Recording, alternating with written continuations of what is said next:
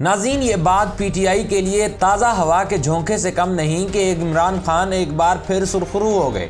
Adiala jail میں بیٹھے قیدی نمبر 804 کا ماسٹر سٹروک کام کر گیا اور تحریک انصاف کے لیے اچھی خبریں آنا شروع ہو گئی ہیں۔ ایک طرف پی ٹی آئی کے لیے آسانی شروع ہوئی تو دوسری جانب آل شریف اور ان کے حواریوں کی پریشانی بڑھتی جا رہی ہے۔ مسلم لیگ نون کے لوگوں نے درپردہ پی ٹی آئی والوں سے بات چیت اور معافی تلافی کرنا شروع کر دی ہے۔ ان لوگوں کو اندازہ ہو چکا ہے کہ جیسے ہی عمران خان جیل سے باہر آیا تو اس پورے ٹولے کو اپنے کیے ایک ایک جرم کا حساب دینا پڑے گا۔ پی ٹی آئی کے لیے کیا اچھی خبریں آنا شروع ہوئی ہیں اور اب آگے کیا ہونے جا رہا ہے، عمران خان کا اگلا سٹیپ کیا ہوگا، ان سارے سوالوں کے جواب جاننے کے لیے آپ ہمارے ساتھ جڑے رہیے۔ اس ویڈیو میں آپ کو ان تمام سوالوں کے جواب ملیں گے جو آپ سننا چاہتے ہیں، مگر آگے بڑھنے سے پہلے ہمیشہ کی طرح آپ سے گزارش ہے کہ ہمارے فیس بک پیج اور کھوجی ٹی وی پہ لائک اور سبسکرائب کر لیں، جبکہ ویڈیو سے متعلق اپنی رائے کمنٹ سیکشن میں ضرور دیجیے۔ دوستو، کل کی ویڈیو میں ہم نے پی ٹی آئی کے 2 گندے انڈوں کا ذکر کیا تھا۔ اب تحریک انصاف کے بانی رکن، سینئر رہنما اور عمران خان کے انتہائی قریبی ساتھی حامد خان نے بھی کھوجی ٹی وی کی خبر کی تصدیق کر دی ہے۔ حامد خان نے عمران خان کو گمراہ کرنے اور پارٹی کے خلاف سازش کرنے والے کرداروں کے چہروں پر پڑی نقاب نہ صرف الٹ دی بلکہ پارسا بننے والوں کے کالے کرتوت بھی پوری قوم کے سامنے بیان کر دیے۔ ناظرین، اڈیالہ جیل میں عمران خان نے صحافیوں سے گفتگو میں نہ صرف ایک سرپرائز دیا بلکہ قوم کو خوشخبری بھی سنائی۔ پی ٹی آئی کے لیے اچھی خبر یہ ہے کہ ہواؤں کا رخ تبدیل ہو چکا۔ کل تک ہر معاملے پر روڑے اٹکانے میں الیکشن کمیشن اور اس کے سربراہ سکندر راجہ کو بھی احساس ہو چکا ہے کہ آل شریف کی چمچہ گیری اور خوشامد کا اب کوئی فائدہ نہیں، کیونکہ انہیں ایک طرف تو بانی پی ٹی آئی کا خوف ستا رہا ہے، جبکہ دوسری جانب سپریم کورٹ کے الٹیمیٹم کی تلوار بھی ان کے سر پر لٹکی ہوئی ہے۔ یعنی الیکشن کمشنر کو آگے کنواں پیچھے کھائی والی صورتحال کا سامنا کرنا پڑ رہا ہے۔ اسی لیے اب انہوں نے اپنی جان بچانے کے لیے آئین و قانون پر عمل درآمد کرنے کا فیصلہ کر لیا ہے۔ ویسے ابھی الیکشن کمیشن کی جانب سے ہلکی پھلکی مزاحمت کی جا رہی ہے، لیکن لگتا ہے یہ صرف حکومت کو دکھانے کے لیے کیا جا رہا ہے۔ ناظرین، خبر یہ ہے کہ الیکشن کمیشن آف پاکستان نے 3 صوبائی اسمبلیوں کے 93 ارکان کو پی ٹی آئی ارکان تسلیم کر لیا۔ ای سی پی نے پنجاب سے تحریک انصاف کے 29، خیبر پختونخوا سے 58 اور سندھ سے 6 ارکان صوبائی اسمبلی کا نوٹیفیکیشن بھی جاری کر دیا۔ ویسے تو ای سی پی کو تمام اسمبلیوں میں موجود سنی اتحاد کونسل کے ارکان کو پی ٹی آئی ارکان تسلیم کرنا چاہیے، لیکن پہلے مرحلے میں تینوں اسمبلیوں کے ٹوٹل 93 ممبرانز کو پی ٹی آئی کا کارکن تسلیم کیا گیا ہے۔ اس سے پہلے الیکشن کمیشن نے پاکستان تحریک انصاف کے 39 ارکان قومی اسمبلی کا نوٹیفیکیشن جاری کیا تھا۔ عدالتی حکم کے باوجود الیکشن کمیشن کی جانب سے آناکانی کوشش کی جا رہی تھی، لیکن اب مجبوراً انہیں تحریک انصاف کا ممبر ماننے کا کڑوا گھونٹ پینا پڑا ہے۔ دوستو، کل کی ویڈیو میں ہم نے ذکر کیا تھا کہ کس طرح سابق وزیر اطلاعات اور عمران خان کی کچن کیبنٹ کے رکن فواد چودھری نے سابق وزیر اعظم کو گمراہ کیا، انہیں مس گائیڈ کر کے پہلے میڈیا سے پی ٹی آئی کی لڑائی کرائی، پھر اسمبلیوں سے تحریک انصاف کا صفایا کروایا۔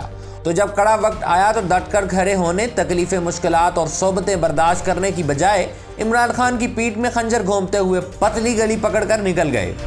اب ایک بار پھر فواد چودھری تحریک انصاف میں واپسی کی کوششیں کر رہے ہیں، لیکن تحریک انصاف کے اندر سے ان کے خلاف آوازیں اٹھنا شروع ہو چکی ہیں۔ پی ٹی آئی کارکن کسی بھی صورت فواد چودھری کو دوبارہ پارٹی میں دیکھنا نہیں چاہتے۔ پاکستان تحریک انصاف کے بانی رکن اور عمران خان کے قریبی ساتھی حامد خان نے فواد چودھری پر سنگین الزامات عائد کیے ہیں۔ یہ بات تو پوری قوم جانتی ہے کہ حامد خان ایک کھرے اور نڈر انسان ہے، وہ بغیر کسی دباؤ، دھونس یا دھمکی کے اپنا موقف بیان کرتے ہیں۔ خیر، حامد خان نے آر وائی نیوز کے editor investigation Naeem Ashraf but کو خصوصی انٹرویو دیا۔ اس انٹرویو میں حامد خان نے نہ صرف بہت ساری دل کی باتیں کی بلکہ پارسائی کا دعویٰ کرنے والے پی ٹی آئی کے گیلے تیتر کو بھی بے نقاب کیا۔ حامد خان نے بتایا کہ فواد چودھری اور شیخ رشید نے عمران خان کو اسمبلیوں سے استعفے دینے پر مجبور کیا۔ ان کا کہنا تھا کہ فواد چودھری شروع ہی سے پلانٹڈ بندہ ہے۔ ناظرین، حامد خان نے ابھی وہی بات کی جو ہم نے کل کی ویڈیو میں کی تھی کہ پی ٹی آئی کی جیل سے باہر بیٹھی قیادت عمران خان کے بیانات کو نہ صرف توڑ مروڑ کر پیش کر رہی ہے بلکہ اندر سے ملنے والی ہدایات کی اپنی مرضی کی تشریح کی جاتی ہے۔ کچھ لوگ ذاتی تشہیر کے لیے ایسا کرتے ہیں اور کچھ لوگ ایسے ہیں جن سے متعلق تشویش اور شک ہے کہ وہ پارٹی سے مخلص نہیں۔ ایسے کچھ اور بھی ہیں جو پارٹی کے اندر اختلافات بڑھانے کے بیانات دیتے رہتے ہیں۔ حامد خان نے کہا کہ کچھ لوگ پارٹی کے لیے نقصان دہ تھے، ان کو کافی حد تک تو سائیڈ لائن کر دیا ہے۔ چند کا پتہ چل چکا تھا، جن میں سے ایک نام شیر افضل مروت کا ہے۔ ویسے شیر افضل مروت جس تیزی سے تحریک انصاف میں مقبول ہوا، وہ بھی ایک انہونی داستان ہے۔ ایک شخص نے ٹی وی پروگرام میں ایک سینیٹر کو تھپڑ مارا اور اس کے بعد ہر جانب بس اس کا چرچا ہونے لگا اور وہ پی ٹی آئی کا سب سے بڑا لیڈر بن گیا، یہاں تک کہ پبلک اکاؤنٹس کمیٹی کا چیئرمین بننے کا خواب دیکھنے لگا۔ اس سب کے علاوہ شیر افضل مروت نے اپنے بیانات سے پارٹی اور خود عمران خان کی ساکھ کو بہت نقصان پہنچایا۔ بار بار تنبیہ کے باوجود وہ کسی صورت باز آنے کو تیار نہیں تھے، لہٰذا مجبوراً چیئرمین عمران خان کی ہدایت پر انہیں شو کاز جاری کیا گیا اور پارٹی سے نکال دیا گیا۔ ویسے اب بھی شیر افضل مروت پارٹی میں واپسی کے لیے نہ صرف خواہش مند ہیں بلکہ کوشش کر رہے ہیں کہ کس طریقے سے ان کے لیے گنجائش پیدا کی جا سکے۔ تازہ ترین بیان میں شیر افضل مروت نے کہا ہے کہ عمران خان ہی ان کے لیڈر ہیں اور پارٹی کو جب بھی احتجاجی تحریک چلانے پڑے گی ان کی ضرورت ضرور محسوس ہوگی۔ اس قسم کے بیانات دے کر خود کو ریلیونٹ کرنے کی کوشش کر رہے ہیں۔ ناظرین، تحریک انصاف کے پاس عوام کی طاقت ہے، اسی کسی شیر افضل یا پھر فواد چودھری کی ہرگز ضرورت نہیں، البتہ ان جیسوں کو پی ٹی آئی کی ضرورت ضرور ہے۔ دوستو، اپنے انٹرویو میں حامد خان نے صاف لفظوں میں بتایا کہ فواد چودھری، اسد عمر، عمران اسماعیل، علی زیدی، شہباز گل جیسوں کی پارٹی میں کوئی جگہ نہیں ہے۔ حامد خان کا کہنا تھا کہ بانی پی ٹی آئی بالکل کلیئر ہے کہ جس نے ایک بار پارٹی چھوڑ دی سے واپس نہیں لانا۔ ناظرین، ویسے بھی صحیح مسلم کی حدیث مبارکہ ہے کہ مومن ایک سوراخ سے دوبارہ نہیں ڈسا جاتا، یعنی کہ وہ ایک غلطی دوبارہ نہیں کرتا۔ لہٰذا عمران خان صاحب نے بھی واضح کر دیا ہے کہ جو لوگ پارٹی سے چلے گئے ان کے لیے ہمارے دروازے بند ہیں، البتہ جو لوگ دباؤ برداشت نہیں کر سکے اور خاموش ہو کر گھر بیٹھ گئے ان کی واپسی پر غور کیا جا سکتا ہے۔ ایسے لوگوں میں صداقت عباسی وغیرہ شامل ہیں جو پریشر برداشت نہیں کر سکے اور گھر میں گوشے نشیں ہو گئے۔ حامد خان نے چند نام گنواتے ہوئے کہا کہ عمران اسماعیل، فواد چودھری اور عامر قیان استحکام پاکستان پارٹی بنانے والوں میں شامل ہیں۔ فواد چودھری تو استحکام پارٹی میں شامل ہوئے اور وہاں منہ پر ہاتھ رکھ کر بیٹھے تھے۔ جیل کاٹنا پتہ نہیں وہ ڈرامہ تھا یا کیا تھا۔ فواد چودھری آج سے نہیں، ہمیشہ سے ہی پلانٹڈ ہیں۔ اب بھی فواد چودھری پارٹی کو اندر سے نقصان پہنچانا چاہتے ہیں۔ حامد خان کا کہنا تھا کہ ہمارے نزدیک سب سے بڑی زیادتی عدم اعتماد کے وقت اسمبلیوں سے استعفے دینا تھا۔